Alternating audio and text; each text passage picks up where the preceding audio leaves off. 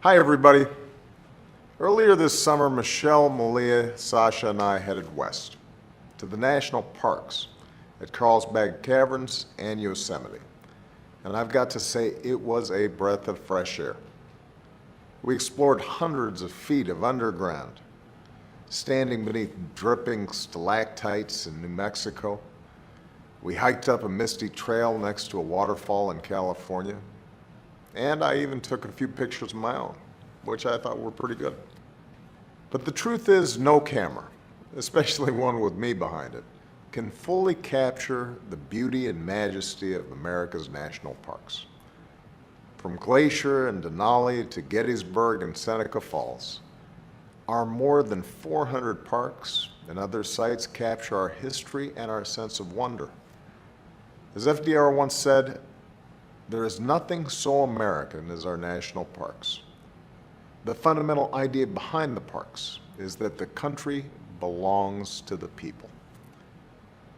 This month, we're celebrating the 100th anniversary of the National Park Service.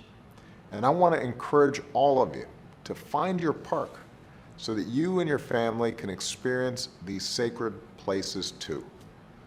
If you're a military family, you can even get in free through Michelle and Jill Biden's Joining Forces initiative.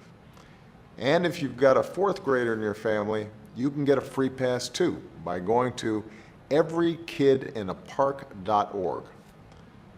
I hope you do, because all across the country, the National Park Service is preparing for a big year. We're revitalizing a grove of giant sequoias in Yosemite, repairing the Lincoln Memorial, and enhancing the iconic entrance to our first national park at Yellowstone. As president, I'm proud to have built upon America's tradition of conservation. We've protected more than 265 million acres of public lands and waters, more than any administration in history. We've recovered endangered wildlife species and restored vulnerable ecosystems. We've designated new monuments to Cesar Chavez in California and Pullman Porters in Chicago, and the folks who stood up for equality at Stonewall in New York, to better reflect the full history of our nation.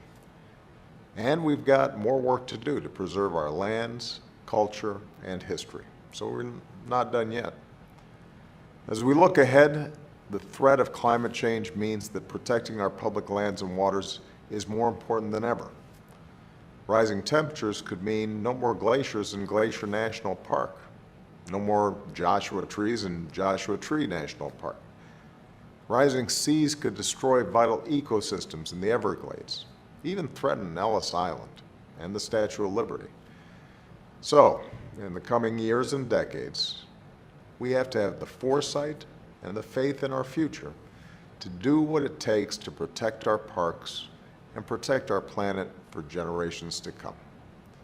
Because these parks belong to all of us, and they're worth celebrating, not just this year, but every year. Thanks, everybody. Have a great weekend, and see you in the parks.